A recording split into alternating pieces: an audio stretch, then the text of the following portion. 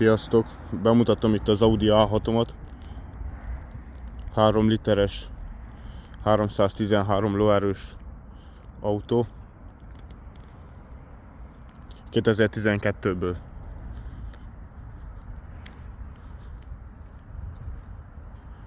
Nagyon meg vagyok vele elégedve, jó tágas, és nem is néz annyira rosszul ki.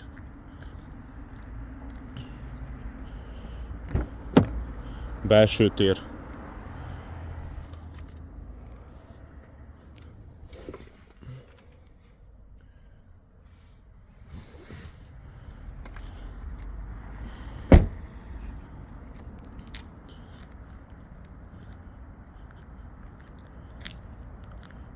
Családi autó számára tökéletes. Jó nagy férőhely van benne, lehet pakolni is. Az autóban jelenleg 344.750 km van, és gond nélkül működik.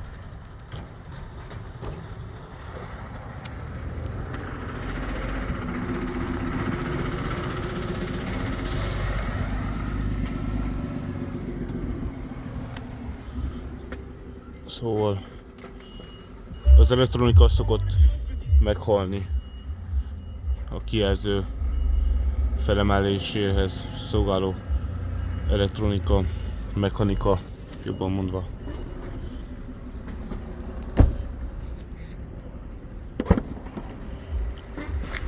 Jó nagy a hely benne, lehet pakolni.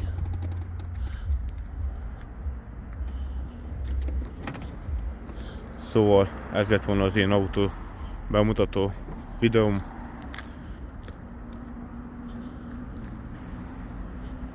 Ez egy Audi A6 volt.